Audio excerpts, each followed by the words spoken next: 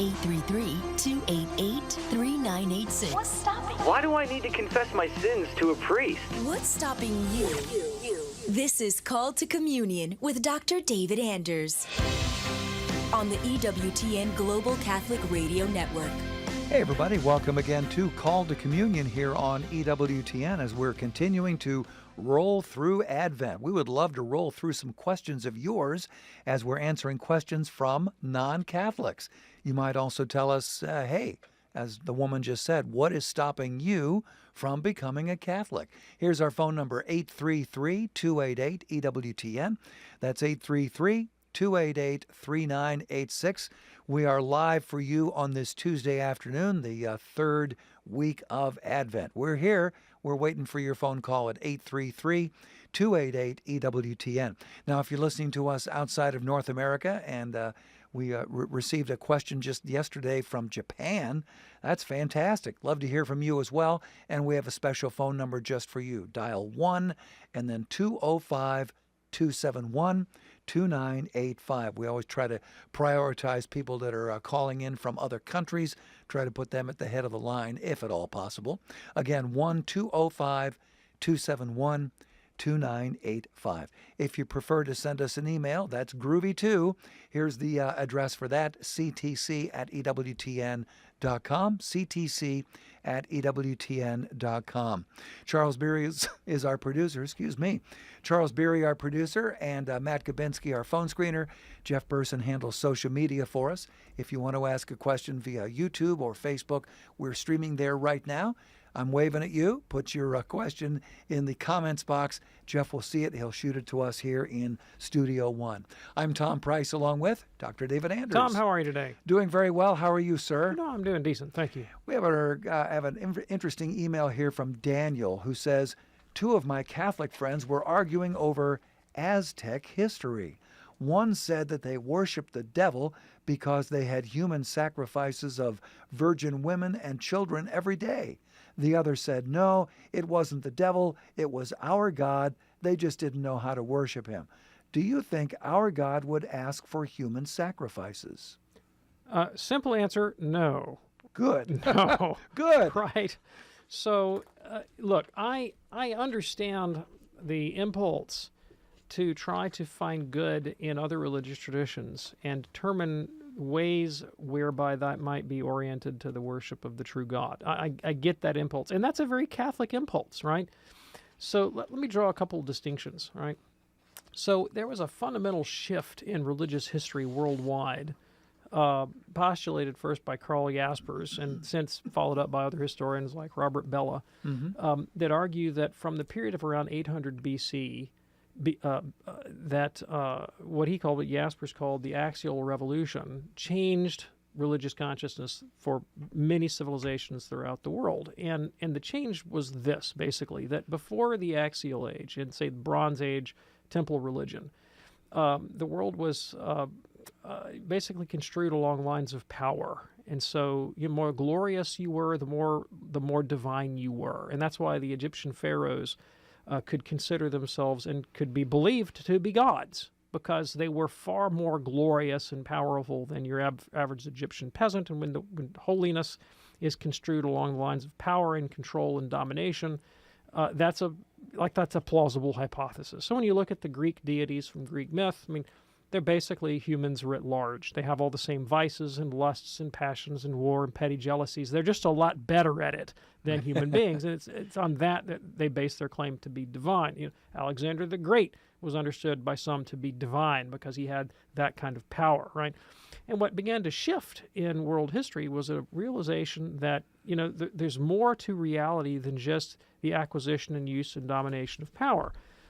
We can actually engage our rationality, our moral formation, and our character to achieve better outcomes for us and for society. And so a drive towards the examination of the inner man, of conscience, of moral development, shifted many world religions in that direction. So what you will find in common between places like, you know, the religions of ancient India, like Buddhism and Hinduism, or China, like Taoism and Confucianism, or the Greek philosophical tradition of Aristotle and Plato and Socrates, as well as the developments that took place in the Middle East, in ancient Israel, that would ultimately give birth to Christianity and Judaism, Christianity, and Islam, was this idea that we can change the moral condition of the human race by either following the right set of laws like Torah, through the prophetic tradition, the Hebrew prophets to call out moral corruption and admonish people to repentance, or whatever it might be. And looking at those world religions that are still in continuity today, those that came out of the Axial Age, I think it's not a stretch to say they all have elements of continuity. And so I can look at Hinduism, I can look at Buddhism, I can look at Islam, I can look at Taoism and Confucianism and say, yeah, like we acknowledge the golden rule together. We acknowledge that the sort of the human moral condition lies at the root of the problem, and the way we think about things, it has an effect on our future condition, and we ought to really work on our spirits in order to improve ourselves and look for a better life or a better world or an afterlife or whatever. Yes, we can do that. When you're looking at Bronze Age religion, you're still in the sort of power is the whole thing world, right? Mm-hmm. And they haven't yet made that axial turn. And I don't think we can do that. I don't think we can look at the temple religions of the ancient world in quite the same evaluative key and say, let's find the good in human sacrifice. Let's try to figure out how the Aztecs really were doing the same thing as us when they were taking captives in war and ripping their hearts out, on the temple to the sun god. Like, I don't really think they were shooting for the same thing, right? No. I any more than I think the ancient human sacrifice in Sumeria or in Carthage were. I don't think they were. I think they were still operating under the might makes right, and I'm going to use this magical right in order to acquire power over the world. I think that was their mode of operation, right? Yeah. Now, does that mean that redemption was beyond those people, right? If you still lived in that kind of culture, was there no hope for you? Well, I don't think Scripture or tradition says there was no hope, but I think we could reasonably conclude that it was not a good time to be alive, and your odds of achieving the kind of charitable sanctity that is taught by the Catholic Church would be greatly diminished in such a culture. Daniel, thanks so much for your email. In a moment, we'll get to a question from Aaron watching us today on YouTube. Also, Daryl listening in Texas. And we've got a couple lines open for you as well. 833-288-EWTN. That's 833-288-3986 for Call to Communion. Stay with us. If it's central to the faith, you can find it on EWTN Podcast Central, featuring the best of EWTN Radio, as well as faith-filled podcasts from our friends and affiliates across the nation, all in one place, all free. The destination for great Catholic audio programming is EWTN Podcast Central. It's like podcast heaven. Visit EWTN.com/radio/podcasts today. 60 Seconds with Archbishop Fulton J. Sheen. Now, in order to understand the knowledge of God, you must make a distinction between foreknowledge and predetermination. The two are not identical. God, indeed, does foreknow everything, but he does not predetermine us independently of our will and our merits. Just suppose that you knew the stock market very well. And because of your superior knowledge of business conditions, you said that such and such a stock within 6 months would be selling 10 points higher than it is now. Suppose 6 months later it actually sold 10 points higher. Would you have predetermined and caused it to be 10 points higher? Although you foreknew it. There were other influences, were there not, besides your superior knowledge? The people you know and trust are on EWTN.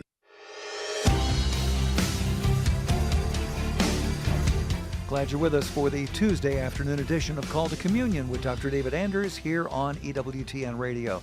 Our phone number, and we do have a couple of lines open at the moment, 833-288-EWTN. If you call right now, hopefully we can get you on today's program, 833-288-3986. Are you familiar with Church Pop? It's fantastic. Church Pop takes a fresh and fun look at the news shaping our world, which can be kind of scary sometimes, as we all know, but you'll find some other news on Church Pop that is a lot of fun. It features engaging, inspiring, and informative Catholic social media content. You'll find it on Snapchat, you'll find it on Instagram, and right there on the web by going to churchpop.com. Also, you can get Church Pop directly into your email inbox. That's a nice pleasure. You know, when you get a bunch of terrible emails in a row, here comes something from Church Pop that'll brighten up your day. Visit EWTN.com, click on the word subscribe, and then find Church Pop, and we will take it from there. If you're ready now, let's go to the phones at 833-288-EWTN, beginning with Daryl, a first-time caller in Texas, listening on Sirius XM, Channel 130. Hey, Daryl, blessed Advent to you, sir. What's on your mind today? Blessed Advent to y'all as well. Quick question. Dr. Anders, you've said in the past, which I believe, that once you're baptized a Catholic, it's a Catholic baptism, and that's forever and always. My question is what is a Catholic baptism? So let's say a nurse baptizes an infant in the hospital, and the infant does well and makes it. Was that considered a Catholic baptism? Right. Thank you. I appreciate the question. Thank you so much. So whether a baptism is a Catholic baptism depends a number of, mainly on the intent of the celebrant, right? Okay. So if a Baptist minister, for example, baptizes you, and you may be validly baptized in the Catholic Church's eyes, but if the understanding of the participants and the celebrant is not to affiliate with the Catholic Church, then they would not be considered canonically Catholic, right? They wouldn't have to be rebaptized. There is no rebaptism in the Catholic Church because there's a very extended sense in which every valid baptized person is a kind of extended member of the Catholic Church, but not formally so. So they would need to be reconciled to the Church.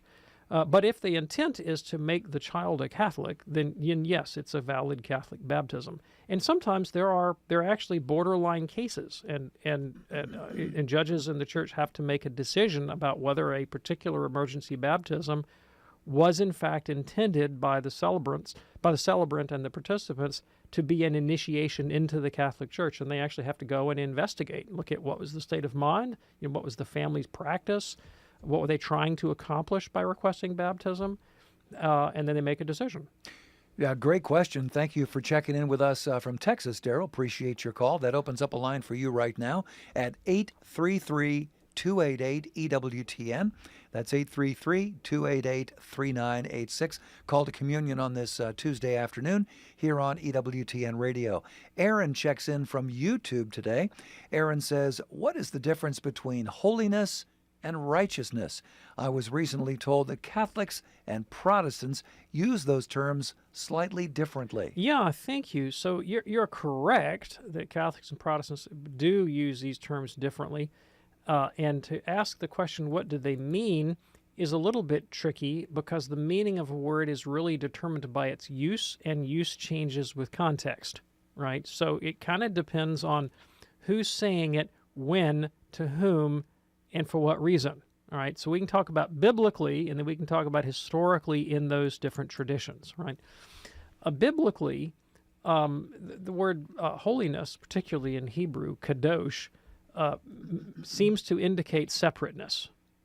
But that's the overriding sense of the word, right? Mm-hmm. That you've got, God is set apart from the created order. Some consecrated item is set apart for sacred rather than profane use. Some individual has been consecrated for a sacred task and then set apart, through purity rituals or whatever it might be. So separateness is the main thing, not ordinary, right? Okay. Righteousness, Hebrew word for that is zadik. The New Testament Greek word is dikasune. And the one that really becomes controverted in the Christian tradition is the righteousness. So Catholics and Protestants generally, who know something about biblical Hebrew, would kind of agree on separateness, or they might disagree over the ways in which God was separate. That might be a point of contention. They have slightly different doctrines of God, sometimes radically different doctrines of God, and therefore they would have different conceptions of the ways in which God was other. Okay? Yeah. And then I'll talk about righteousness. I'll talk about holiness now and separateness. So here is a classic difference in Protestant and Catholic formulation of God, and it relates to, how does God relate to the world? So in some Protestant circles, particularly I'm thinking in the mind of Martin Luther, there is no analogy between the divine being and created being. There's no analogy between divine righteousness and human righteousness, so that we can't reason from the created order. We can't, from our own experience, our own moral experience in particular, to some attribute of the divinity, right? And specifically, this came up in debates in the 16th century about the doctrine of predestination, because Luther held a view of predestination that seemed to make God into a tyrant. And Calvin, even more so, held a view of predestination that seemed to make God into a tyrant. And Luther, writing in his book on the bondage of the will, acknowledges this. He acknowledges that, what I'm saying would seem to make God irrational and tyrannical. And yet, Luther contends, human reason can get no purchase on God.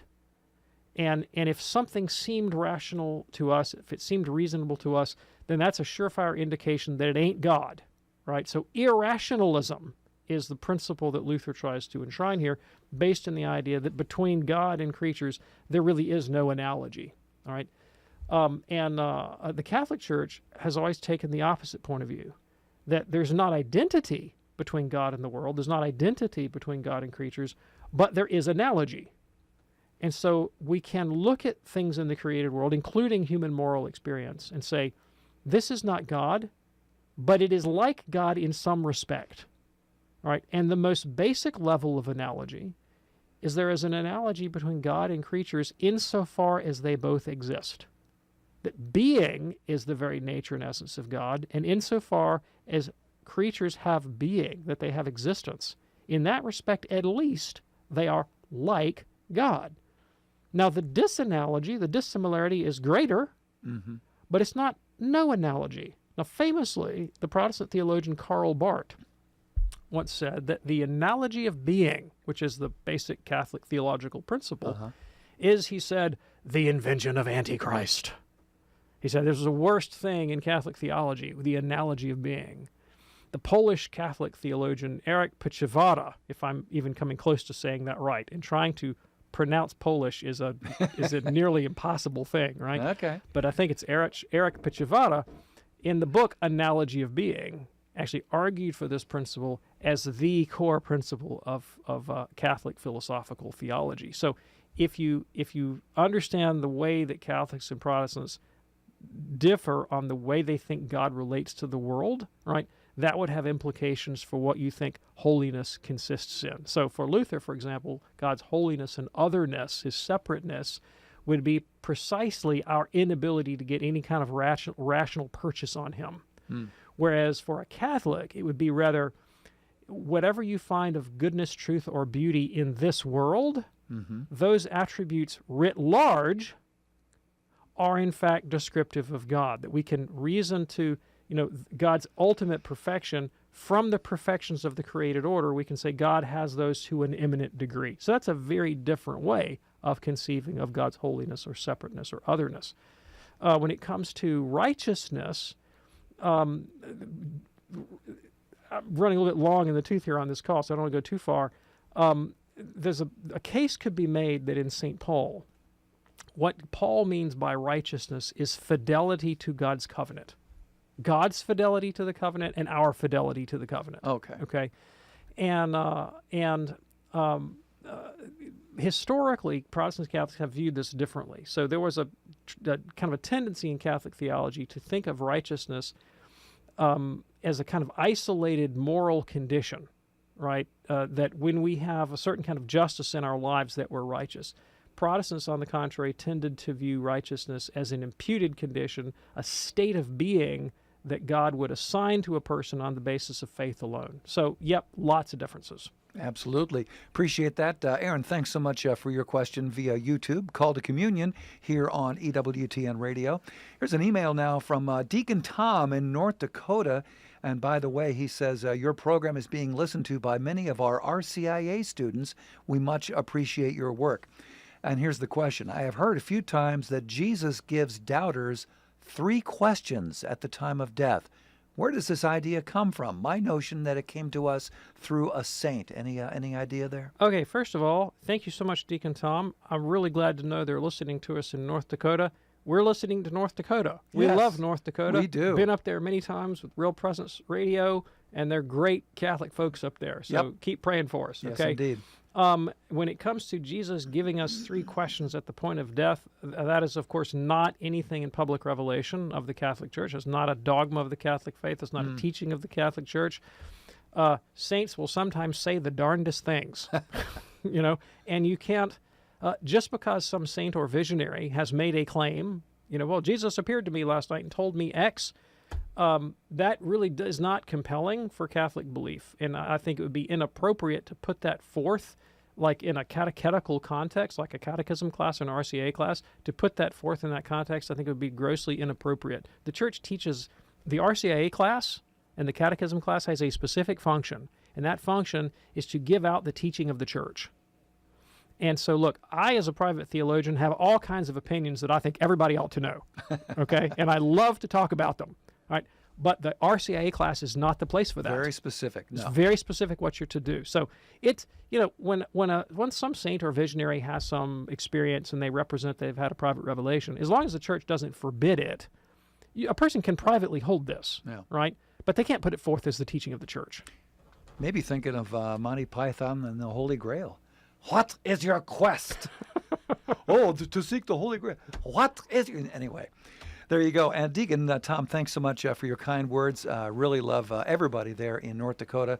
Fantastic outreach there with Real Presence Radio. Let's go to Mark now, listening in Encino, California on Sirius XM, Channel 130. Mark, what's on your mind today, sir?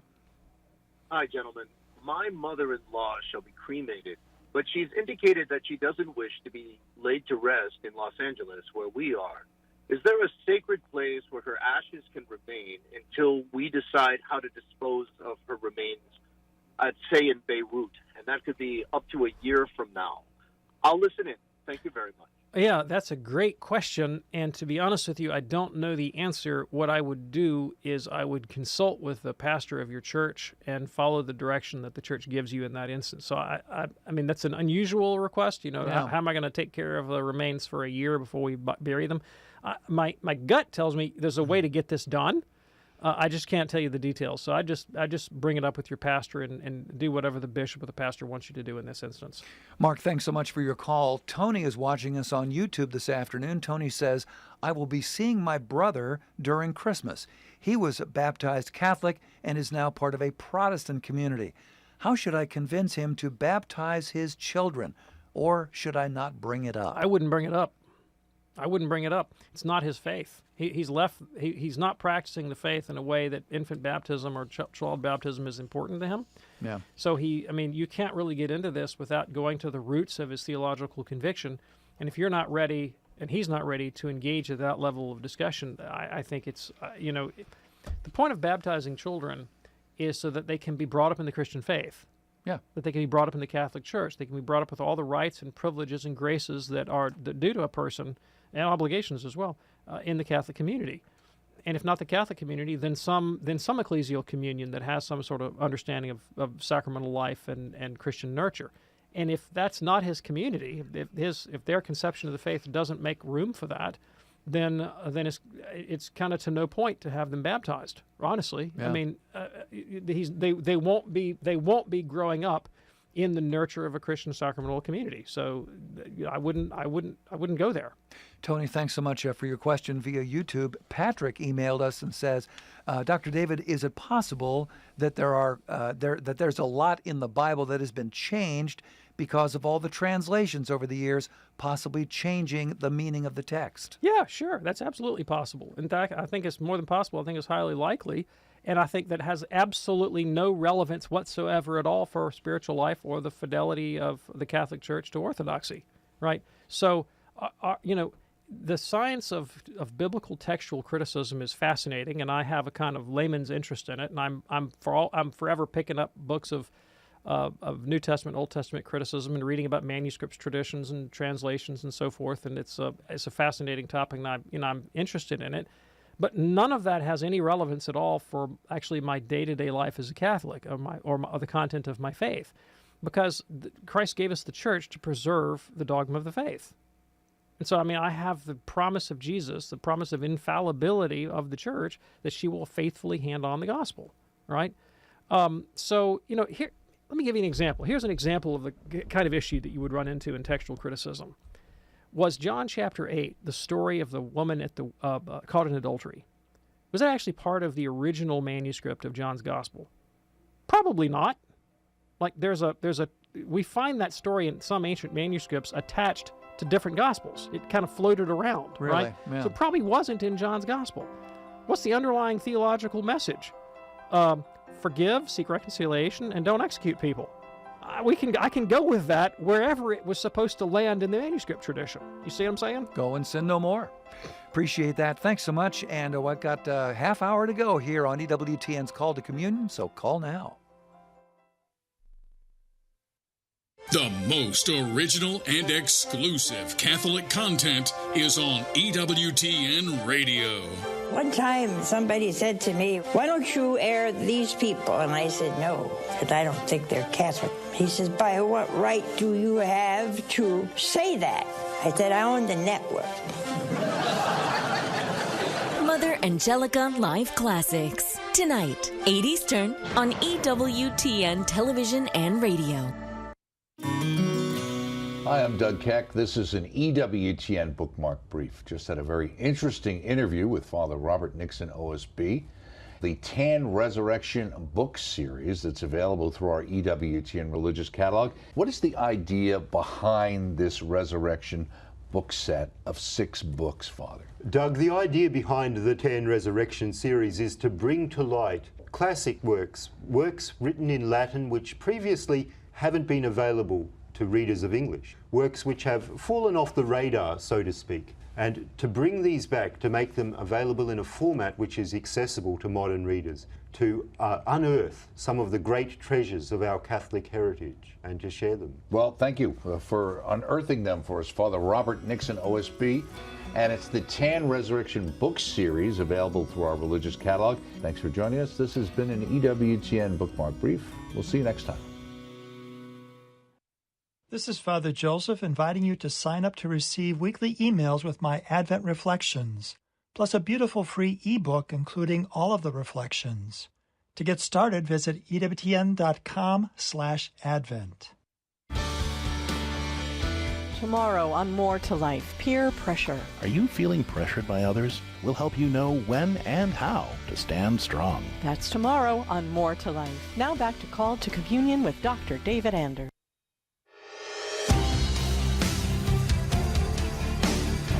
Hey, what's stopping you from becoming a Catholic? Let's talk about that here on EWTN's Call to Communion with Dr. David Anders.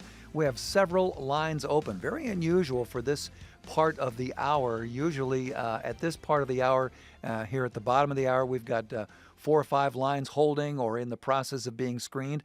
We've got a number of lines open right now for you at 833-288-EWTN. That's 833-288-3986. We'll go to Sandra in Texas in just a moment here. But first of all, our congratulations to a longtime member of the EWTN radio family. I'm talking about Oklahoma Catholic Broadcasting, celebrating their 11th year with us this week. They serve Oklahoma with 12 FM signals in English and Spanish. Jeff Fennell and his great team getting it done every day at Oklahoma Catholic Broadcasting. Congratulations to you from all of your friends here at EWTN Radio. Let's go now to Sandra, that first-time caller standing by in, is that Copperas Cove, Texas, listening on Alexa. Did I get it right, Sandra? Yes, but if I pull up Alexa, it'll be the TV show, so I'm not just going to listen to you on my phone. Well, we're glad that you're listening. What's on your mind today, Sandra? Well, I always have a conversation with someone about Christianity, Catholic, and he always comes up with, well, I just can't believe in that or support that because of all the religious wars. Yeah. And I don't know how to come back to that. Yeah, thanks. I appreciate the question. So, the tendency to go to war in defense of our religious or ideological positions is not something that is unique to the Catholic Church. And in cultures that have absolutely no history of Christianity, they don't have an absence of warfare. In fact, they often have a lot more of it. One of my favorite in the sense of being, it's interesting and illustrative, it's not good, episodes in history was an alleged conversation that took place between a descendant of Genghis Khan. He was, of course, the leader of the Mongol Empire, which was the largest, geographically largest empire in world history, and the contemporary Pope of the day.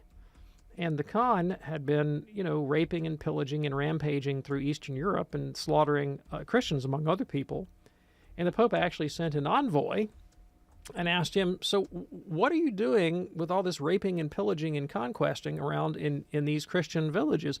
What did these people ever do to you? And the Khan wrote back, and I'm going to paraphrase his answer. It was something along the lines of, they have stuff I want. That's pretty primal, in other words, like, yeah. I don't understand the question. I've got horses and spears and soldiers in plenty, and I can take what I want. And oh, by the way, Mr. Pope, if you don't do what I say, I'm coming for you too, right? Yikes. That might makes right, and that the divine and the powerful are one. That is the primary mode by which human civilization has operated throughout the world, right? Whether you're in the West or the East, the North or the South, Christian or non-Christian civilization, powerful people have sought to enforce their will on others, and they've often employed ideological reasons to justify that. So that's not unique to Christian civilization. What is unique to Christian civilization? Saying that was wrong, and not only saying it was wrong, but actually arguing that individuals within these conquered populations, these subjugated populations, even the poor, even women, even children, even slaves had dignity. Mm-hmm. That is a uniquely Christian addition to world culture, right? Yeah. So, do you think Genghis Khan cared a fig about the dignity of slaves? Not even half a fig. Not Khan only. You think the Caesars cared about the dignity of slaves? Nope. Absolutely not. Not to say that there weren't Christians who disregarded the dignity of slaves. Of course they did. But the idea that slaves had dignity, that women had dignity, that children had dignity, that the poor had dignity, this is a uniquely Christian idea. And you cannot derive that idea from an empirical examination of nature or history. There's nothing about an objective, rational account of the human person that says, well, people possess this quality called dignity, and I should respect it, at all costs. No, that's a theological claim based on our conviction, first, that we were created in God's likeness and image, and that Christ came to redeem the least among us, and that he entered into the human world as one of the least. Born into a stable, a manger in Bethlehem, he lived as a poor man among the poor for the sake of the poor. That is a Christian theological conviction, and it lies at the heart of the human rights tradition. So now, secular people think that human rights is this great invention of the Enlightenment and that it somehow frees us from the shackles of Christianity. That is an historical lie, right? The origin of the doctrine of universal human rights is actually in Catholic theology. In particular, Spanish theologians in the Salamanca school who wanted to deal with the question of whether or not the conquistadors could subjugate native peoples in the colonies. And the theologians said, no, you can't. They have dignity. They have rights. We derive it from the gospel and the theology of St. Thomas Aquinas, whereupon the conquistadors told them where they could put their theological reasoning, and they went and did whatever they wanted to do. So, human nature is still human nature. Sure. But the idea that there was a Catholic principle that, look, you can't treat people this way, like that comes out of the heart of the Catholic faith. When the UN decided that they needed a universal declaration of human rights, where did they go to get it? Well, they actually went to Jacques Maritain, who was the leading Catholic Thomist philosopher of the 20th century, French Catholic philosopher who more or less wrote the UN Declaration of Human Rights based on Catholic principles. Wow. All right? Let me give you some more instances. Why do you think we have a doctrine in Western law that you need a preponderance of evidence, right, beyond a reasonable doubt, Do you think Genghis Khan cared about the preponderance of evidence beyond a reasonable doubt before he condemned someone to death? Nope. Do you think the Caesars cared? You smell bad. Off with your head. I mean, like, I don't like you. Off with your head. Where did this idea come from? There's an historical origin to this. It comes from medieval Catholic civilization. Why? Believe it or not, because Catholic jurors, people who were sitting on a jury that had to decide a capital case, is this person going to be put to death? They had a qualm of conscience. And they said, we don't want to cast a guilty verdict against someone and send them unjustly to their death. Why? Because we are worried about our own souls as jurists. We care about our relationship with God and our fellow man, and we don't want to render a false judgment. How can we pass judgment on another human being if we don't have God's omnipotent knowledge, his omnipotence and understanding of every human action? How can we ever pass judgment with any kind of moral clarity? And so the jurists and the canonists postulated, if you are sure beyond a reasonable doubt, then your conscience can be clear and you can pass that verdict. Now we think of the preponderance of evidence and reasonable doubt as like the basis of justice and jurisprudence. But where does that idea come from? Again, it comes from the Catholic idea of the dignity of person and the dignity of conscience. Where do you think the idea of conscience comes from? Aristotle didn't have a doctrine of conscience. Plato didn't have a doctrine of conscience. Genghis Khan sure as heck didn't have a doctrine of conscience, right? This is a Catholic gift to the world. So the person who steps back and objects to religious warfare does not understand how much their objection is parasitic on the Christianity that they claim to reject. All right. And Sandra, we hope that's helpful for you next time you engage in that particular discussion. Appreciate your call. It's Called to Communion here on EWTN. Derek is listening to us in Uganda. Hey, Derek, glad that you're listening to us today on YouTube. Derek says, where did the celebration of Christmas come from? And why the 25th of December? Yeah, thanks. So the celebration of Christmas came about from the fact that Jesus Christ was born. Right? That is a fact of salvation history. And Catholics have this amazing tendency to isolate significant events from the life of Jesus and the saints and say, let's have a party in honor of that. Yeah. Right? And it's something we've always done amazingly well, and we keep adding new parties to the calendar, right? The first party, if you will, feast, we'll call it, in Catholic liturgical history was the resurrection. It's the earliest one. And Catholics said, yoo-hoo, Jesus was raised. Let's celebrate. Let's do it every week. Every week. It's just like SEC football, all year round, Let's have a party every week. And that's the Feast of Sunday.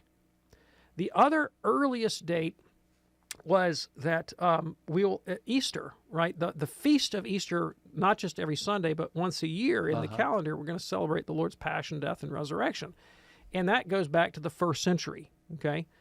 And gradually in the calendar, different events from the life of Jesus and the saint were added to the calendar for purposes of celebration. So there's evidence from the 2nd century of different Christian communities independently celebrating the birth of Jesus.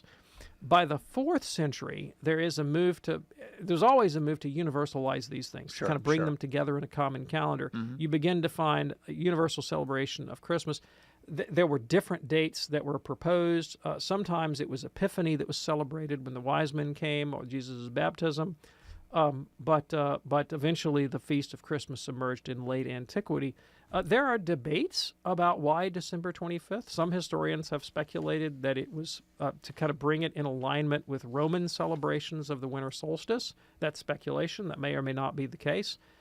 Sometimes people get a bit upset by that kind of speculation, thinking, oh, well, if the Catholics have brought their feasts or calendar or church buildings into some sort of collaboration with some pagan antecedent, that somehow counts against the authenticity of the Catholic celebration, which has never struck me as making any sense at all, right? It's like, going back to SEC football, if somebody wanted to evangelize large crowds, and you're like, where can I find a lot of people in Alabama, on a given Saturday afternoon? I know. Right? I know where to find them, And so that was always the Catholic impulse. Like, what are people doing, and how can we co-opt that for Catholicism, Valentine's Day is an interesting case in point. You know, the Romans had this celebration where young people would get together and get romantic and do things that young people are wont to do. And the Pope said, you know, this is a little bit unseemly. Let's see if we can't Christianize this thing. We'll have a feast in honor of Saint Valentine the Martyr, and everybody can pick a saint and imitate their virtues. Well, the only thing that stuck was the name Valentine, right? The romance part just kind of stuck right. But it's always an attempt to go where the culture is. This is what EWTN does. Go where the people are. Yep. And figure out a way to co-opt what the world is doing and bring the gospel to it. Yes, indeed. Derek, thanks for checking in from Uganda. Glad to hear from you today on Call to Communion with Dr. David Anders. Don't forget to join us tonight for EWTN News Nightly. That's at 9 p.m. Eastern with your host, Tracy Sable. Tonight on the program, President Joe Biden signs a bill that codifies same-sex so-called marriage. What is that all about? You can find out tonight, 9 p.m. Eastern. Plus, EWTN recognizes a former NFL star turned evangelist with this year's Mother Angelica Award. Both stories very important. You'll check them out tonight, 9 p.m. Eastern, right here on EWTN Radio and Television. Let's go to Bob right now in Virginia, listening on the EWTN app. Hey, Bob, what's on your mind today, sir? Yes. Hi, Dr. Anders. Happy Advent to you. Thank you. I have a kind of an Advent question for you. Actually, I'd like to have a discussion with you about it. And that's Isaiah 7:14 with respect to Matthew 1:23, where we talk about the virgin shall be with child and shall call him Emmanuel. And I think it's been the last version of the New American Bible and other English Bibles that are popular have changed that to young woman. And I'd like your opinion on why they did it, and should it be changed back in the next version of the Bible? Yeah, thanks. I really appreciate the question. So there is a difference between the Hebrew version of this text and the Septuagint or Greek translation. And the Hebrew word means young woman. All right. Okay. All right. The Septuagint text, which is the Greek translation that was used in antiquity, says virgin. All right. And I think it's fairly obvious that the New Testament writer is adverting to the Septuagint, which was in fact the ecclesiastical translation, and the vast majority of New Testament citations of the Old Testament are from the Septuagint. Mm-hmm. All right. So I think that's what is motivating Matthew's use of that text. And as to why a translator today would advert to the Hebrew usage rather than the Greek, that's an interesting question. So St. Augustine of Hippo in the 4th century wrote a book called On Christian Doctrine, which is a book about Catholic biblical criticism and hermeneutics. Hermeneutics is the science of interpretation. Augustine raised the question, if you come down to a conflict between the Hebrew and the Greek, between the Hebrew Old Testament and the Greek Old Testament, Mm-hmm. which should you follow? And Augustine's opinion was that you should follow the Greek. Even though it's later, you should follow the Greek, the Septuagint, because it's the ecclesiastical version. It's the one that the apostles used. It's the church version. That's the one you should use. Most modern translation committees don't do that, right? They're motivated by an antiquarian interest in what the earliest texts said. Now, what motivates that? Like, why should I care what the earliest text said? Now, here, and this is my speculation. Okay, you're free to disagree with me. I think there may be an influence here from Protestantism. All right? In evangelical Protestantism, specifically, their doctrine of biblical inerrancy has always held that the inerrant Bible, the inspired Bible, is only to be found in what they call the original autographs. What is the original autograph? The original autograph is, the papyrus that Paul wrote on. Okay. Or took dictation to. It's like the actual first version that came straight from the hand of the apostle. That was inspired and inerrant, but that subsequent redactions of that, as it got passed down through history, did not have that quality of inerrancy and infallibility and inspiration. And so if you're an evangelical scholar and you believe that the Bible is your rule of faith and the Bible alone, then it becomes very, very important to you to try to establish what did that original version actually say? That's going to be what motivates you. Yeah. Okay, and that's why many scholars of lower textual criticism in biblical studies come from the evangelical tradition. Strikingly large number of them from the Plymouth Brethren tradition. So there's a very famous New Testament critic named F.F. Bruce, who was Plymouth Brethren, and you can kind of come up with others from that tradition as well. But they're good at that because their theology motivates them to that particular historical concern, right? I think that's misguided, however, for this reason. One of them is historical and one's theological. Historically, particularly with the Old Testament, the evidence is there really isn't a first version. That these texts are part of an ongoing tradition of transmission, of oral transmission that gets put in writing, that goes through various transformations over history. And so you can find, let's say, like multiple versions of the book of Isaiah, for example, right? You can find different versions of these different texts, and they show development, suggesting that, you know, they weren't composed by single authors in a single moment of blinding inspiration. Like they were part of a culture and of a community of development over time. And at some point, some version of the text coalesced into a final form that became canonical. But that process of coalescing into a canonical shape, actually, that itself takes different forms in different communities. So there is a canonical version that comes to be received in Christianity, for example, in the Septuagint, right? But there's a different version that comes to coalesce in canonical form in the Masoretic texts of medieval Hebrew and Judaism, right? Now, again, I think sometimes motivated by an antipathy towards Catholicism, Protestants have a kind of Hebraophilia, if you will, where they think that, you know, a Jewish version must be more authentic or more ancient or something, when actually the Masoretic texts of rabbinic scholarship are medieval, when the Septuagint's actually far older than that even, right? But I think that drive, that primitivist desire to find the earliest version may in fact be misguided. Now, theologically, as a Catholic, I find these topics interesting and I read about them, but they're not determinative for me, because my faith is not in some hypothetically inerrant original autograph. It rather is in the church that Christ founded.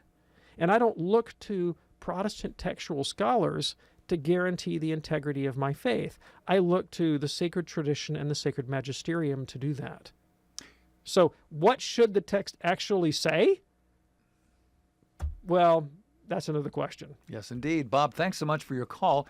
Here is, looks like John in Lincoln. Now, you know what? Actually, I think we need to go. I'm sorry about that. Why don't we go to Jeff in Tulsa? He's been holding on for an awful long time, listening on the great St. Michael Radio. Jeff, what's on your mind today, sir? Well, first of all, happy Advent and Merry Christmas to you and your entire staff. Thank you. Dr. Anders, I walked with the Lord for 40 years, nearly 40 years, as an evangelical. And then 10 years ago, I converted to the Catholic Church. And I love my Catholic Church. I love I love everything about the Catholic Church. And I learn a lot from you about it.